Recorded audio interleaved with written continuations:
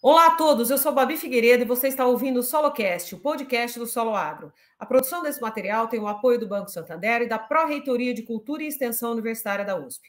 Hoje falaremos sobre a relação entre os nutrientes na construção da fertilidade do solo com o professor Dr. Fábio Vale. Começa agora, SoloCast, o podcast do Solo Agro, que traz de uma forma fácil para você ouvinte o conhecimento de especialistas no assunto. Olá a todos! Hoje comigo, um grande mestre aqui. Eu vou apresentar primeiro esse currículo maravilhoso, que foi muito difícil da gente resumir, e depois eu vou passar a palavra para quem interessa para todos vocês. Esse cara possui graduação em agronomia pela Unesp, Jabuticabal, mestrado e doutorado em agronomia dos solos e nutrição de plantas pela Exalc. Ele está envolvido com tópicos referentes à fertilidade do solo, principalmente com metodologias de análise, interpretação dos resultados e adequação de recomendações de correção do solo e de adubação, visando uma adequada nutrição mineral das culturas, focando em soja, milho, café, citros, cana-de-açúcar, algodão, feijão, além de olerícolas e fruticultura em geral. Atualmente, além de vários projetos, ele atua como agrônomo sênior na ICL Fertilizantes para toda a América Latina. Fábio, como é que você está?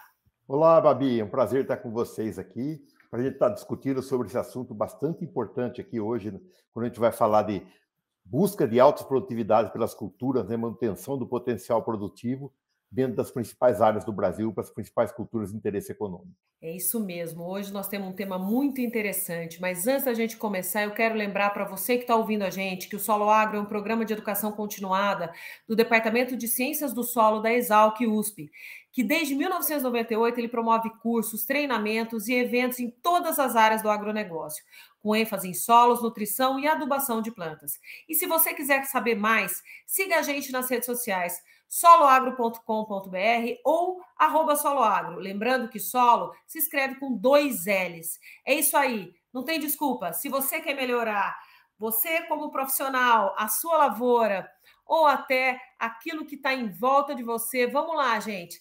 Vamos entrar nas nossas redes e vamos acompanhar que não para de ter curso novo e novidade no mercado. E quando você quiser ouvir, sempre que quiser ouvir o nosso SoloCast, você pode ir nas principais agregadoras que ele vai estar esperando por você. Bom, Fábio, vamos lá, vamos iniciar aqui hoje, que esse pessoal está doido para falar contigo. Eu queria que você explanasse um pouquinho sobre o tema, o que se refere o termo construção da fertilidade do solo.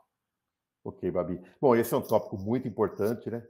Que normalmente o agricultor só se associa com aquela correção superficial do solo, mas é o entendimento de toda a camada arável ali do solo, toda a capacidade que o solo pode ter de fornecer nutrientes, entender a profundidade do solo também, retirar todos os impedimentos químicos e físicos do sistema, quer dizer, corrigir o solo em profundidade e em superfície, utilizar insumos corretos, eu não ter deficiência nutricional nem na superfície, nem na subsuperfície, pois isso vai favorecer meu crescimento radicular em profundidade, que é uma base para a manutenção de altas produtividades. Também associar a quantidade de matéria orgânica que precisa cada vez mais crescer no solo, pois está associado a melhor liberação de nutrientes, a maior manutenção de cargas, biologia, vida do solo, né? Micro-organismos, nunca podemos esquecer deles. No passado nunca se falava deles, hoje é um assunto cada vez mais crescente. E também, né, dessa maneira, manter o solo com bastante umidade, né? Porque eu tenho profundidade, tenho raiz, tenho planta, tenho cobertura.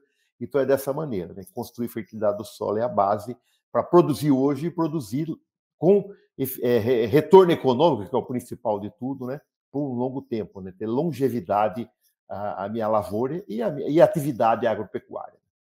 É aquele medo eterno do produtor, né? Que são as dúvidas dele aí dentro do que tem aí embaixo desse solo, e vamos fechar a conta ou não, né? Como é que a gente faz isso, essa conta fechar? Pois é. E aí a gente falando né, com esse entendimento desse assunto amplo, a gente pergunta o que a aplicação de superdosagem de calcário acarreta para o solo? né? Isso a gente tem visto bastante regiões em que o produtor não faz análise de solo e aplica aquele tradicionalismo. Eu sempre apliquei 5, 3, 10 toneladas, depende. Então ele vai mantendo essa frequência sem analisar, né? O problema do excesso de calcário, o calcário é uma ferramenta importantíssima, é impossível se plantar sem calcário, né? Tem que corrigir a acidez do solo, mas o excesso de calagem também pode trazer alguns malefícios, né? Principalmente quando se refere à disponibilidade de micronutrientes. Eu posso diminuir muito a disponibilidade de zinco, de manganês, de cobre, né? Também eu posso ter um problema de eficiência da adubação fosfatada se eu tiver com excesso de calcário aplicado junto com fósforo, né? Então, principalmente, está relacionado a isso, né? Também eu posso ter um problema maior de compactação nas camadas superficiais do solo com excesso de calcário, né? E aí o produtor vai gastar mais, ele vai ter que aplicar foliar, ele vai ter que descompactar solo. Então, não existe receita, né? O correto é o seguinte, é analisar o solo com uma certa frequência, cada 1, 2, 3 anos, dependendo da região, do tipo de solo, da frequência climática da região ali. E aí sim eu aplico a quantidade certa, baseados em conceitos técnicos, não em tradicionalismo e nem em coisas empíricas. Perfeito. Eu ia fazer a pergunta exatamente da frequência de análise de solo, que foi muito bem colocada aqui, e eu vou fazer aqui o papel do produtor que não sabe como que ele vai analisar dentro da região dele para fazer essa análise de solo de quanto em quanto tempo, a periodicidade. Então, o mais interessante é que procura um laboratório responsável. Como é que ele faz para saber de quanto em quanto tempo ele deve tá fazendo essa análise? O agrônomo tem que estar acompanhando, obviamente. Normalmente, as culturas, essas regiões hoje que estão produzindo culturas atrás de culturas altamente extrativas, né? 2 ou 3 cultivos na mesma região, a recomendação é fazer todo ano. A análise de solo é um custo baixo em relação ao retorno que ele pode ter com a utilização dela. Então, vai depender muito de qual é o tipo de atividade que ele está conduzindo, né? Alta exploração da terra, eu tenho que fazer todo ano. A uma cultura, cada 2 anos, vai depender muito do tipo de solo, né? Com o tempo, o produtor vai entendendo, né? Se o ano seguinte não tem muita diferença, ele já vai entender que cada 2 anos, cada 3 anos. Mas a recomendação que tem hoje para as atividades empresariais é de alta extração no solo, soja, milho, algodão, a cana-de-açúcar, né, cada vez mais precisando produzir, né? Nós estamos vendo hoje grandes deficiências aí por não repor cálcio, magnésio nas soqueiras de cana. Então, ontem mesmo tivemos uma usina, né? A recomendação é fazer análise de solo pelo menos a cada 2 anos, dentro do ciclo. No passado, se fazia análise de solo em cana, por exemplo, quando plantava a cada 5, 6 anos.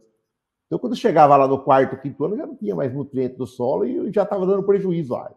Então, a gente tem recomendado na cana-de-açúcar cada 2 anos. Soja, milho, com alta produtividade na sequência, faz todo ano. O custo é baixo, né? Exatamente. E aí enviar para laboratórios que estão credenciados na Embrapa ou no IAC, né? Depende da região que ele está, que é certificada a análise, né? Por exemplo, o nosso laboratório da Exalc aqui, certificado pelo agronômico, né? Tem o selo agronômico, então ela segue todos os padrões rigorosos em termos de metodologia, de quantidade de insumo, etc. e tal, e aí sim, com certeza eu estou com bons resultados para ter retorno naquilo que eu investi na análise de solo. Pois é, e para fechar essa conta a gente precisa tomar decisão rápida e certeira, né? Certeira. Pois é. E aí, a aplicação de fertilizante fosfatado seguida de calcário, você já me disse que depende do que tem aí no solo, a gente precisa saber o que tem no solo para saber se isso é bom ou não. Então, a gente já está com essa informação. Mas em área de abertura, você recomenda maior dosagem de calcário? Vai depender da análise de solo. Mesma coisa. Nada, eu sempre vou falar isso. Por quê? Porque depende da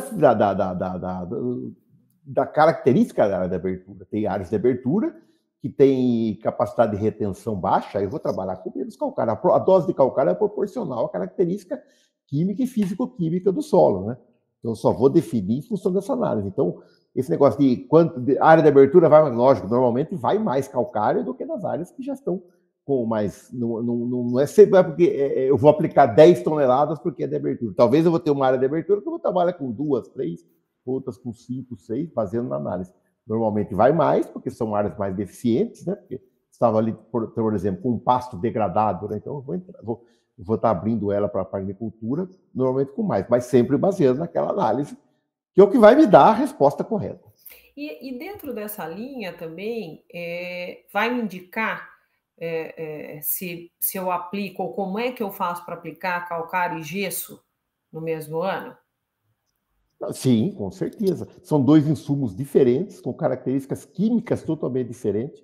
O calcário tem a sua função principal, né?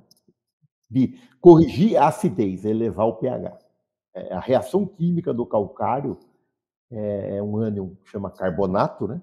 O carbonato vai reagir com a acidez do solo, virar CO2 e água e vai subir o pH. Essa é a característica. Então, essa é a função do calcário, que vai servir para corrigir na superfície, porque o calcário tem baixa mobilidade. Então, ele normalmente, quando eu estou abrindo, eu tenho que incorporar. Quando é uma área de plantio direto, eu vou aplicar em superfície para manter. E o gesso é um insumo diferente. O gesso é um insumo que tem mobilidade no perfil.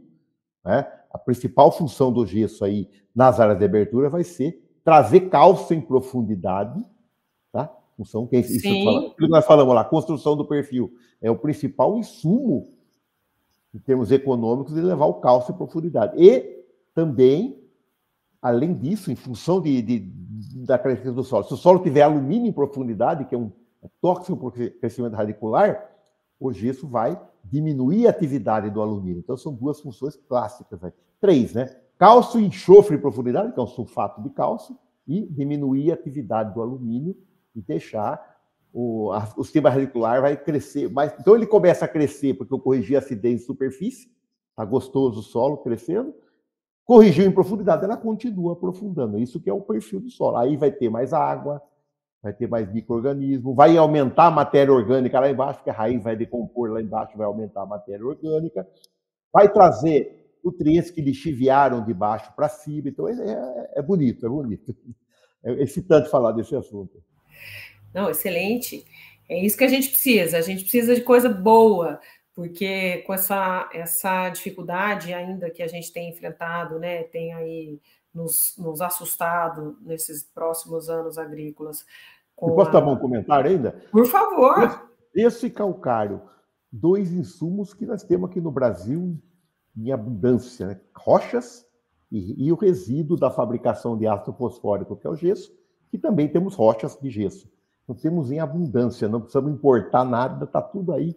São os insumos mais baratos, temos que aproveitar deles, usar o máximo, que eles que constroem esse perfil de solo e dão longevidade, lógico. Como tudo na vida, até água, né? Em excesso faz mal, né? Sim. O gesso e calcário tem que ser baseado em análise de solo para não prejudicar. Posso imaginar. É isso aí. A gente tem que estar muito, muito ligado nisso, e é isso que nós estamos dizendo. Você disse agora uma coisa boa, né? A gente está a gente tem uma certa dependência de alguns nutrientes que vêm de fora. Existe aí uma preocupação do agricultor, tanto no que vai vir, né? No que tem e no que precisamos de novidade, de molécula, enfim, tem todo mundo aí, tem um monte de empresa. Muita gente investindo em pesquisa, graças a Deus, para que isso seja solucionado, e a gente tendo, né, fontes dentro do nosso país de alguns tipos de nutrientes que a gente consiga, e nós temos alguns, que a gente consiga não depender de ninguém, é excelente, né? Com um bom manejo aí, é extremamente importante. Bom, mas aí a gente vai voltar aqui e vai falar um pouquinho sobre tecnologia na fabricação de fertilizante. Então, aqui quais... Cara, que eu gosto bastante. Vamos lá. Quais as tecnologias na fabricação de fertilizantes nitrogenados o produtor pode adotar para minimizar as perdas por volatilização?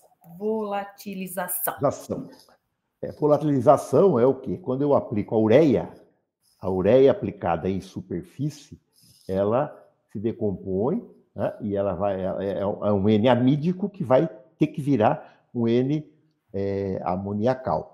Na transformação do N amídico para o N amoniacal, que é o NH2 para virar NH4, ele passa na fase NH3, que é a amônia. A amônia é um gás. Então, quando a ureia é aplicada na superfície, o solo está secando esse gás, vai embora para a atmosfera. Essa é a volatilização, a perda, então, da amônia na forma gasosa.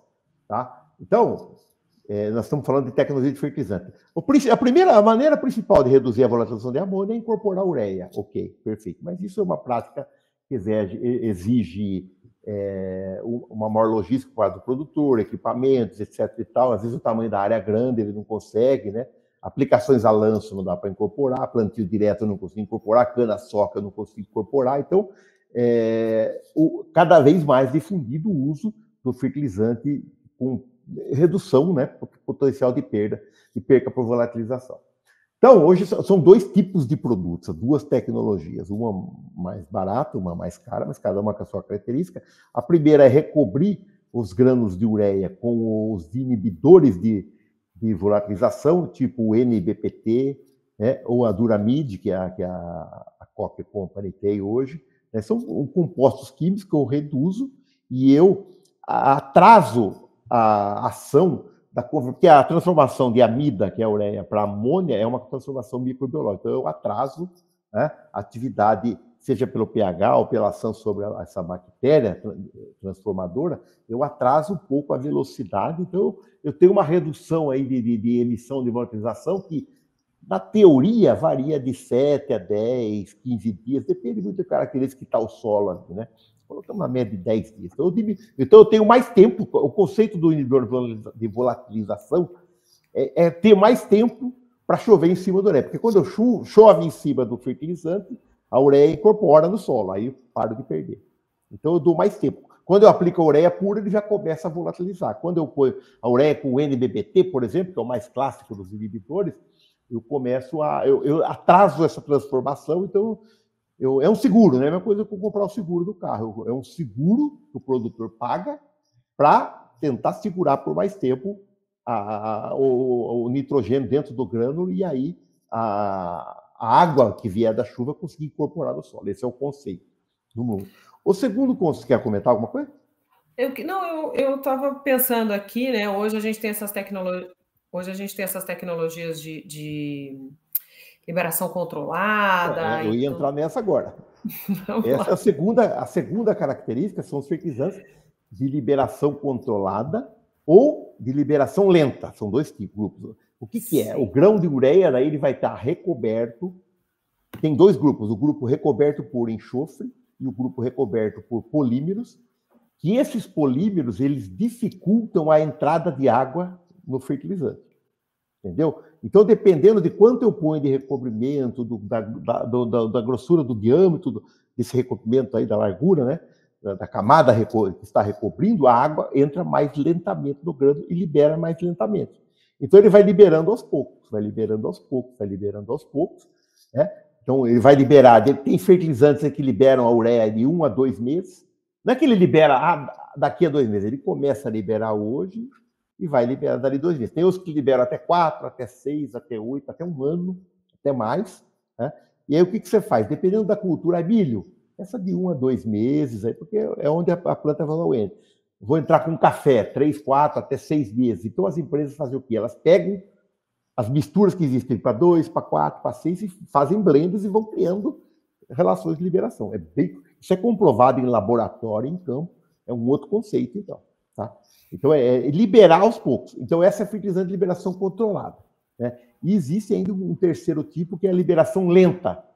Ela é lenta, mas não tem controle de tempo. Ela demora mais para quebrar a cadeia da ureia. São as ureias em cadeia. Né?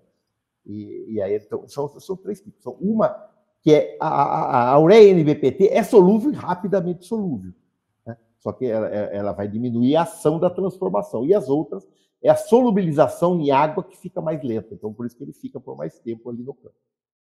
E aí, você acredita que alguma dessas tecnologias, ou algum desses manejos agregados a essas tecnologias, sejam o ideal, né? Eu sei que a gente tem aí um monte de empresa fazendo várias coisas hoje, mas se você pudesse falar assim, ó, o mais interessante hoje, Obviamente que isso tudo entra em custo, cada um tem os seus preços e os seus custos, enfim. Mas se a gente pudesse viver no mundo ideal aí, você acredita que o futuro são essas tecnologias para que a planta tenha mais, a produção tenha menos perda, vamos dizer assim? Sim, com certeza. É o futuro, as empresas estão apostando muito, os pesquisadores, porque, além disso, os fertilizantes de liberação com NBPT, por exemplo, de liberação de biovolatilização, eles estão bem associados a culturas de menor valor agregado, né? Soja, milho, cana-de-açúcar, né? Porque são culturas que o produtor ainda paga menos pelo investimento. Os fertilizantes de liberação controlada estão bastante associados hoje a culturas de maior valor agregado, como café, como frutas, como hortaliças, viveiros, né? Para viveiros é bem interessante, redução de mão de obra, porque se ele tem um fertilizante de liberação controlada, ele pode aplicar tudo de uma vez, né? Entendeu? Ele não precisa ficar parcelando o fertilizante. Ele aplica num café que o produtor entra 4 vezes na lavoura, ele vai entrar uma. E o custo de mão de obra hoje é primordial, né? Hoje a mão de obra está muito caro dentro do custo de produção. Outra coisa que o pessoal está estudando muito, né? Que é o menor dano ambiental desses fertilizantes também, né? Menor dano ambiental, tem menos perdas. Então, hoje, um fertilizante de liberação controlada, o pessoal tem trabalhado com redução de dose.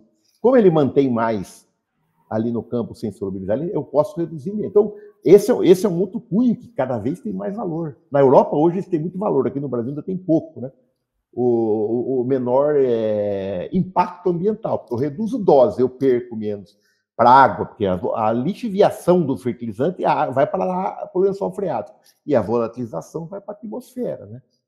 Tudo isso pode ter emissão de gás. Então, é um assunto que está totalmente ligado a isso, né? Eu estou envolvido um pouco nisso hoje também, as pegadas de carbono, tudo isso aí está ligado. O fertilizante nitrogenato protegido é um dos principais fatores hoje dentro desse negócio de pegada de carbono na Europa lá.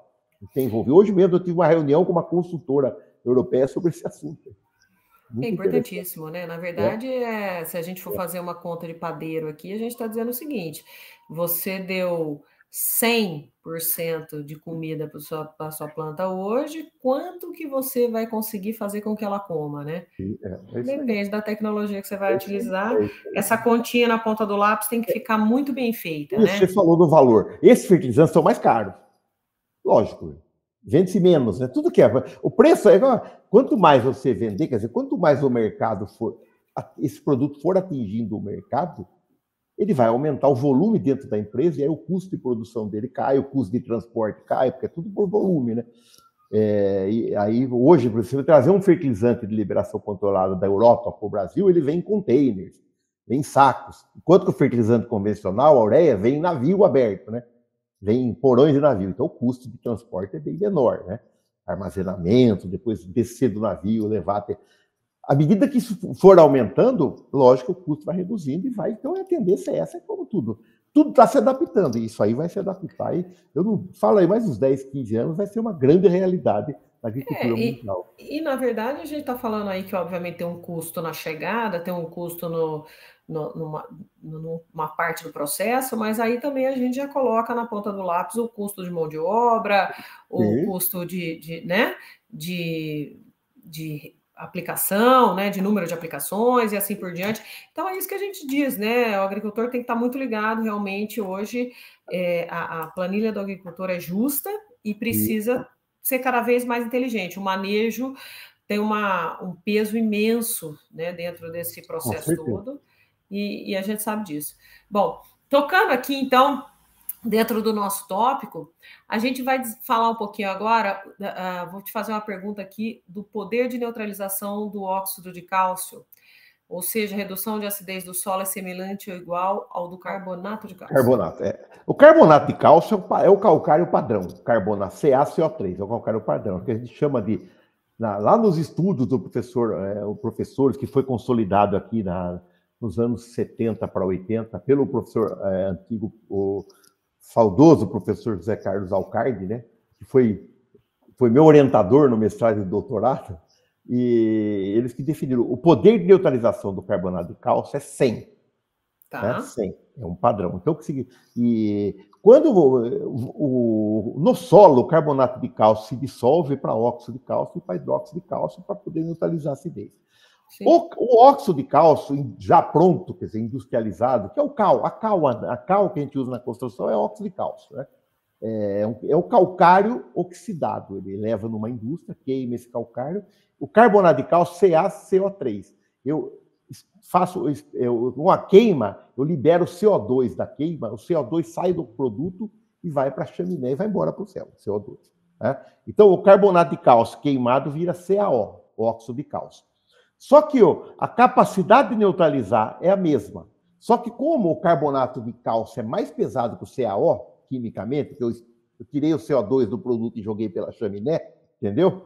Fui embora. Então, eu tenho o mesmo produto, só que um é mais pesado que o outro. Então, o mais leve, para eu fazer uma tonelada do mais leve, eu coloco muito mais dele, né? Entendeu? Porque ele é mais leve. Um produto que pesa 1 quilo, outro pesa meio, para eu fazer uma tonelada dos dois, eu coloco muito mais unidades do mais leve. Ok? Então, eu praticamente aumento muito o poder de neutralização. Então, o poder de neutralização do CaO, óxido de cálcio, em relação ao carbonato de cálcio, quimicamente falando, se ele for puro, os dois produtos puros, é 79% superior o poder de neutralização. Então, o que vai acontecer? Não é que ele reage mais rápido, é que ele reage mais. Então, ele precisa de bem menos corretivo para atingir o mesmo pH. Tá? Então, a conta que o produtor... lógico, o que o produtor, na verdade, leva em conta é o PRNT do calcário, que é uma função da poder de neutralização com a reatividade, o grau de moagem. Né? O produtor sabe fazer essa conta. Quanto maior o PRNT, ele aplica menos calcário, em função do poder de neutralização. Então, se os dois produtos estiverem finamente moídos, certo? Os dois produtos, carbonato de cálcio e o óxido de cálcio, o poder de neutralização do óxido de cálcio é 79% maior.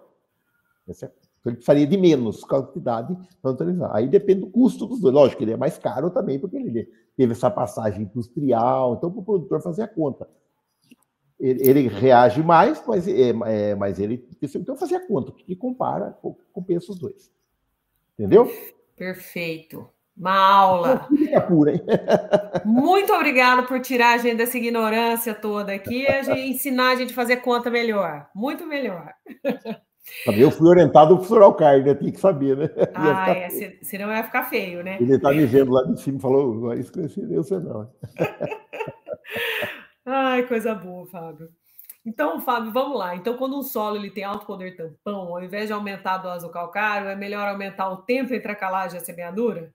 Ou a calagem tem o mesmo efeito? O poder tampão é dado pela quantidade de matéria orgânica e pela CTC do solo. Né? O poder tampão é bom. A dificuldade de eu mexer, quanto maior mais matéria orgânica e CTC tem o solo, a capacidade de reter cargas, capacidade de reter cátions, CTC, capacidade de troca catiônica.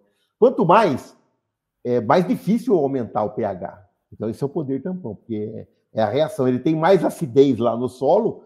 Eu jogo o calcário, eu elimino a acidez que está na água do solo e o solo está jogando a acidez que está preso na parte química dele, na parte sólida dele. Isso que é o poder tampão. Então, quanto maior a CTC em matéria orgânica, maior o poder tampão. É mais difícil corrigir, eu preciso de mais calcário, com certeza. Só que depois a correção perdura mais também. Normalmente eu vou reaplicar menos ou com menos frequência o calcário. Essa é uma regra grosseira aí, né? Conta de padeiro, como você falou lá.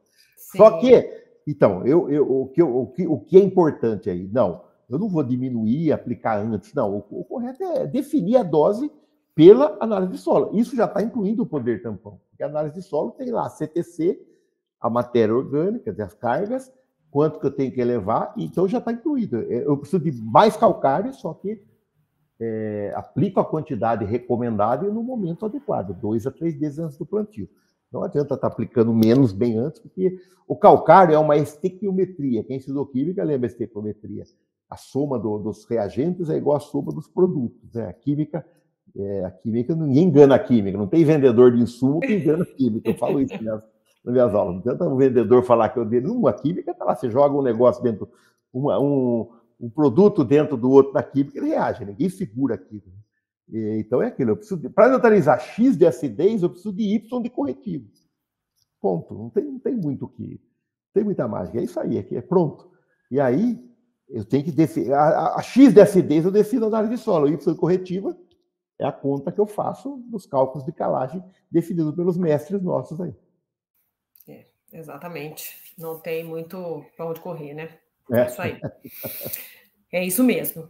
E aí, eu vou passar para uma outra pergunta aqui, que é a dificuldade de incorporar fósforo em profundidade. Ela pode ser considerada um argumento para aqueles que defendem a adubação fosfatada a lanço? Na verdade, a adubação fosfatada a lanço, ela normalmente, daqui da prática ali, eu localizar o adubo fosfatado perto da raiz da planta é melhor, porque o fósforo é imóvel no solo, ele está perto da raiz e tal. A prática, na verdade, é aplicá-la, porque o fosfatado ele só é incorporado em profundidade quando eu tenho preparos de solo para correção, um outro contexto. Mas a adubação fosfatada mesmo, ela é uma adubação localizada, próximo do sistema radicular, junto com a semente. Quando ele está plantando, ele planta. Então, não tem muita dificuldade para o produtor, ele planta junto com a semente, certo?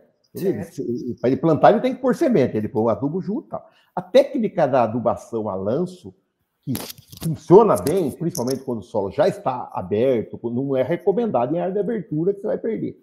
Depois de 2 a 3 anos, vamos dizer assim, ele domou o solo ali, né? Domesticou o solo, o agricultor já está controlando melhor, ele parte para a adubação a lanço. Mas essa técnica ela surgiu por causa de logística do produtor. Porque os produtores que têm grandes áreas, né?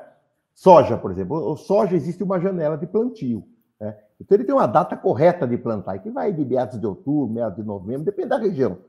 Na média, aí, meados de outubro, meados de novembro, final de outubro, final de novembro, depende muito da latitude aí que o produtor está, né? Na posição geográfica. E aí, quando você vai no Cerrado, por exemplo, Cerrado Mineiro, Cerrado Goiano, Mato Grosso, principalmente, as áreas são muito grandes, né? E o produtor precisa plantar no momento certo. E aí, o que ele fazia? Quando ele tem que enterrar o adubo, ele tem que ver lá, com a plantadeira dele, tem que ter a caixa de adubo e a caixa de semente. Então, só que semente é pequena, a semente vai pouco por hectare, 20, 30, 40 quilos por hectare. E adubo vai 300, 400 quilos. Né? Então, o que acontece? O adubo acaba antes da semente. Certo? Então, ele tem que ficar voltando, indo e voltando, abastecer a plantadeira. Então, isso perde tempo. Né? Cada vez que ele vai e volta, ele perde 1 hora que ele está trabalhando ali. Né? Um exemplo, né? Depende da distância. Né? O cara toma um café ali, aproveita, né? Então, fuma o cigarro dele, ele perde o tempo. Quando ele já está a cara consolidada e ele precisa plantar no momento certo, ele tem aquela janela de plantio, porque a gente sabe, quando ele começa a atrasar muito o plantio da soja, ele começa a perder meio saco, 1 saco por dia. Isso é dado técnico mesmo. Depende da variedade, da região, né? De soja. Ele perde produção porque ele plantou fora, né, da janela. Então, o que ele criou essa técnica de eu fazer o quê? Eu aplico o adubo fosfatado antes, em área total, a lanço, porque eu sei que meu solo já está corrigido, né? E eu planto só com a semente. Então, ele aumenta a velocidade de plantio e ele consegue. Então, é um ganho logístico para o produtor. Só que, recomendado para todos, quando que eu defino o melhor momento? Na minha análise de solo. Eu estou com o solo já consolidado, eu já passei ali uns 2, 3 cultivos depois de uma abertura, eu sei que eu tenho uma quantidade de fósforo distribuída ali, pelo menos até 0,10, 0,15, né, adequado, ali no nível médio a alto, né, que somente o fertilizante vai ser o suficiente para suprir. Então, está bem associado à logística do produtor a adequar o tempo de plantio na necessidade dele, regional. Certo, então a gente, voltando um pouquinho aqui, vamos fazer um apanhado geral antes de eu entrar na próxima pergunta, que a gente está com o nosso tempo ainda dentro. Então a gente tem que entender que para o manejo correto de solo, para a gente entender direito quais são os melhores momentos da gente trabalhar com qualquer tipo de insumo que vai ser colocado ali, e para que a gente realmente não tenha um custo maior do que aquele que a gente terá efetivamente dentro da produção, a gente inicia tudo isso com uma boa análise de solo dentro de um laboratório correto. Certificado, exatamente. Essa é a mensagem que a gente vai deixar aqui já de antemão, né? A gente vai no médico, sai com a receitinha, mas com o pedido de análise sempre, né? A não ser que você já esteja indo há muito. Manutenção, o médico nem pede análise, né? Você vai lá. Mas quando é nova doença, novo paciente. Ninguém começa uma área nova, né? Uma abertura sem fazer uma análise. Mas de quando em vez, até na rotina, a gente precisa do examezinho, né? Isso. É isso aí, ótimo. Bom, aí então a gente vai passar para o seguinte: em áreas de sistema de cultivo consolidadas, a aplicação de fósforo a lanço é recomendada? Sim, pode ser recomendada, com certeza. Só que, com certeza, olhando o solo, né? Às vezes está depreciado ali, não foi feito adequadamente desde o início. Mas se for uma área padrão, bem feita desde o começo, corrigida, calcário, gesso, fosfatagem, muitas vezes para trazer para o nível crítico, e soja, milho, está rodando, está com boas produções, com produções estáveis, com certeza. O grande problema da adubação a fósforo a lanço generalizada, quando eu não estou com deficiência de fósforo em profundidade, é que no veranico, aí o produtor fala, parou de chover 10 dias no florescimento, eu perdi 30 sacas de soja. É comum isso. Isso é porque as grandes perdas de produção por veranico é deficiência de cálcio e fósforo abaixo da camada 10 ali. E a raiz e presença de alumínio. Então, é tudo associado que a gente falou, porque a raiz não desceu, né? E aí a raiz está em cima, tem comida, ela cresce. Né? Porque tem água. Faltou água, pode ter comida à vontade, que a planta seca. Sim, sim. É verdade. Bom, e aí, a gente falando aí, voltando em lixiviação, como é que a gente diminui as perdas de potássio por lixiviação em solos arenosos? Ó, a gente estava falando de cana aí, como é que a gente faz? Parcelando, né? O principal manejo do potássio é parcelar. Potássio é um produto que não deve colocar na linha de plantio, né? Muito pouco na linha de plantio, porque é um produto salino, cloreto de potássio, que é a principal fonte. Existem outras fontes, a polialita, né, que é um produto comercial que chama polisulfato, produto meio salido, tem sido bastante usado, mas ele é um produto que o produtor entende o custo-benefício e utiliza ele para fornecer enxofre, etc. Mas falando só no potássio, né, a principal fonte é o cloreto de potássio, ele é um sal, né? Então, eu não posso colocar tudo ele na linha de plantio que eu mato a planta por salinidade, ou diminuo a produtividade, não é que eu mato a planta. A produção cai porque ficou muito salido no ambiente. Na prática, o potássio no solo, em geral, no cerrado, por exemplo, na soja, eles fazem tudo em pré-plantio. Né? Pré-plantio, planta depois, e o potássio vem junto. O problema desse todo o potássio, quando existe alta dose, alta necessidade e quantidade, em solo muito arenoso, eu posso lixiviar. Então, o ideal é, em vez de eu posso aplicar um pouco, no caso da soja, um pouco em pré-plantio, um pouquinho no sulco, daí também seria bom colocar, né? Até 30 quilos no sulco, e o restante em cobertura, até uns 30 dias depois de emergência. Então, eu jogaria ele um pouco mais para frente, né? Porque o potássio é muito solúvel, a CTC, que é a carga negativa, né? Solo arenoso é baixa CTC, que segura o potássio. Então, parcelar, jogar ele um pouco mais para frente, até onde dá para entrar na lavoura, aplica. Cana, por exemplo, cana, nós tiramos praticamente todo o potássio do sulco hoje, no máximo 40, 50 quilos, e a gente entra na operação de quebra-lombo. Cana está muito em solo, muito arenoso, aqui no estado de São Paulo, Mato Grosso também. Então, isso chama operação potássio no quebra-lombo. O quebra-lombo, quando eles fazem o plantio mecânico, depois eles têm que nivelar o solo, né? Quando a cana está ali com os 40, 60 ali, depende da época do ano que plantou, eles nivelam para depois poder a colhedora entrar, né? Não ter buraco na área, né? Senão você não consegue colher. Então, nessa operação, é comum, cada vez mais comum, aplicar o potássio ali, 60, 80 dias depois que plantou. Né? Por quê? Porque a raiz da planta vai usar o potássio lá na frente, né? Sim. Então, isso jogar quanto mais para isso. É uma prática que está começando aí em cana, mas está começando a se consolidar também. Isso é bastante. Então, é isso. Essa maneira. É uma prática cultural. Ajustar a recomendação do potássio em função do tipo do solo. Por isso que é importante o produtor ter uma análise de textura do solo, né? Quanto tem de areia naquele solo, quanto tem de argila. E poucos produtores fazem isso com frequência aí, né? Você tem uma análise e sabe e consegue recomendar em função da sua textura. Isso é importante. Exatamente.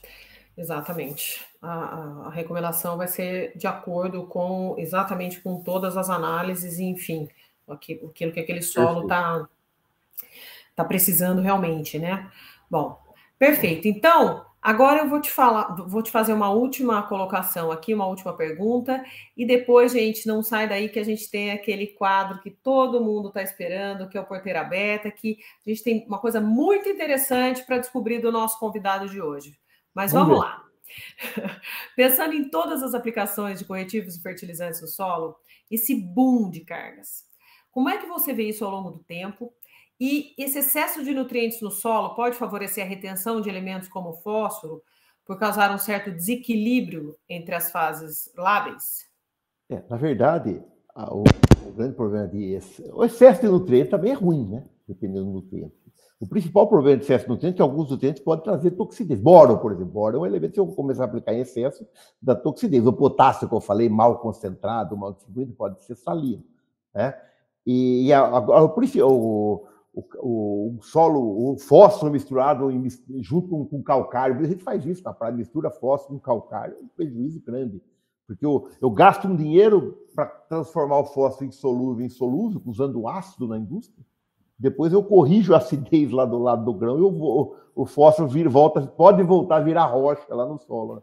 Então eu posso estar perdendo dinheiro. Então, tudo tem que ser feito da maneira correta, desde os tempos que se pede para aplicar os corretivos, os fertilizantes e o balanço de nutrientes. Nós trabalhamos com a palavra balanço, a lei do mínimo. Tem que tentar entender a necessidade nutricional de cada cultura. Cada cultura tem a sua necessidade de nitrogênio, fósforo, potássio, cálcio, magnésio, enxofre, micronutrientes. E as épocas de maior demanda. O produtor moderno tem que saber o balanço nutricional de cada cultura e as demandas. Quando é que ela extrai mais um, quando ela extrai mais outro, para ela ajustar a sua adubação, né? Eu colocar a quantidade certa de cada um. Por exemplo, cálcio, magnésio e potássio, eles competem dentro da planta para entrar dentro da célula. Então, o excesso de um pode levar à falta do outro, né? E normalmente eu ponho muito... O potássio eu ponho todo ano, cálcio eu ponho com uma certa frequência, e o magnésio eu só aplico normalmente quando... Existem outras fontes, mas normalmente quando eu ponho calcário. Então, hoje estamos vendo muita deficiência de magnésio nas culturas por desbalanço nutricional, nem porque não tem no solo, tem no solo, mas ele está aplicando, ele não está tomando cuidado com os balanços nutricionais, né? O uso de calcário inadequado, tudo. Então, o importante, a palavra que tem que ser levada em mente é insumo certo, até o IPNI tinha, né, os 4 R's, o insumo certo na hora certa, no local certo, balanceado, aplicado corretamente. Alguns nutrientes vão no solo, outros vão na folha, né? Um não substitui o outro, eles se somam, né? Então, essa é a palavra-chave: análise de solo, balanço nutricional e fonte adequada. Essa é a chave do sucesso da agricultura aí, produção, longevidade e economia, dessa maneira. Fábio, muito obrigado por essa aula. Eu vou voltar a te convidar a fazer o SoloCast com a gente, porque tem muita coisa boa para sair daí, tem muita coisa boa para a gente conversar. Mas agora eu vou te colocar, então, um pouquinho na fogueira. Vamos lá para o quadro Porteira Aberta. Porteira Aberta.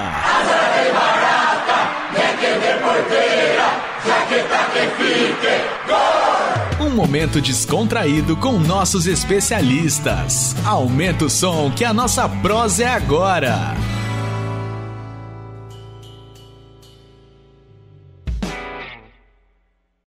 Eu estou aqui com um piracicabano nato, mas nômade, né? Parece que nós temos um piracicabano aqui que viajou, torcedor do 15. Insista. Mas o bom filho a casa torna, voltou para Piracicaba.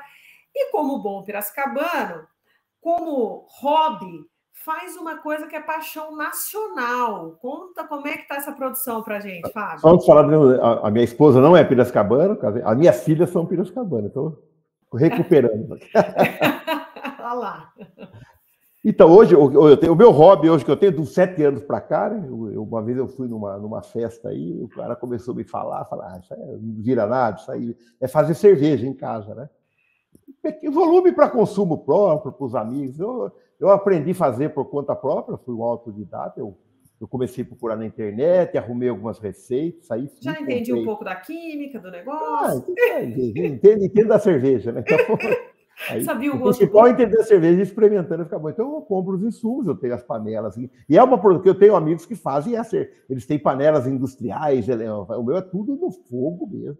fermentação, eu cozinho tudo no fogo, numa panela de feijoada, aquelas grandonas, né? Sim. Cozinho ali, é a receita, é a quantidade certa de cada insumo, pesadinho, tem minhas balanças, misturo, faço o tempo correto, depois eu fermento à mão também. O que é fermentar? Fermentar é manter ela junto, o fermento para gerar o álcool, né? Junto ali dos insumos, e tem que controlar a temperatura, 15, 18 graus. Eu faço essa controle manual. Todo dia eu tenho as garrafas de Coca-Cola, ó, propaganda, congeladas, né, de água, né? Então todo dia a gente vai trocando, mantendo a temperatura no termômetro, porque tem bem manual. Eu posso dizer que a minha cerveja é artesanal mesmo. Artesanal, olha, a gente precisa marcar. Tudo à mão. Precisa marcar uma hora para a gente conseguir tomar essa cerveja. Eu faço IPA, tá? Eu gosto de fazer IPA. Eu sei que eu sei fazer outra também, mas eu gosto da IPA, aquela forte. Oh, coisa boa. E essa cerveja tem nome, Fábio? Então, eu com a minha esposa batizamos a cerveja aqui, só que eu tô para fazer o rótulo dela, porque a gente faz 15, 20 garrafas, 20, 25 garrafas, põe para gelar e toma. Mas eu já batizei ela de Serva. Serva, porque a minha esposa, o sobrenome dela é Serpa, com S. Até tem uma marca de cerveja, Serpa, mas o dela é com S, não é com C, né? Então a nossa cerveja é Serva com S, é Serpa Vale. Serpa que é ela e Vale sou eu, né? Serpa. Pô, mas vale. Ficou um nome bom, Serva. Hein? Eu tenho um logotipo, tudo eu criei, mas deixa eu aposentar primeiro, daí eu vou fazer mais volume, mais frequência, eu vou fazer os logos, por cores, mas já tem a marca, Serva. Eu vou registrar, que agora vão me copiar, hein? Eu vou ter que registrar essa marca agora. Mas já tem que registrar correndo, é coisa boa. Fábio, muito, muito obrigado pelo papo, muito obrigado pela simpatia, pela aula dada para a gente. A gente está precisando de conversa boa mesmo. O agricultor tem ouvido muito o SoloCast e a gente quer trazer cada vez mais tema relevante para que a gente consiga realmente prosseguir com essa informação levada ao campo aí. Perfeito. Eu que agradeço a oportunidade de estar falando com vocês aí, com os agricultores, né? Estamos à disposição em qualquer necessidade, entre em contato com a gente aí, temos muita coisa a ensinar. Muita coisa a gente falou aqui hoje, a gente passa nos cursos nossos, né, do Solo Agro aí, dando as aulas de correção do solo, né, nesse curso aí. Então, com uma certa frequência, a gente está passando, muita gente conhece essas dicas nossas. E estamos continuando. Obrigado, e estamos à disposição para futuras aí. Você ouviu SoloCast, o podcast do Solo Agro. Solo Agro é o programa de educação continuada em agricultura sustentável da Exalc USP. Saiba mais nas nossas redes sociais, @soloagro, solo com 2 Ls. Obrigado e até a próxima!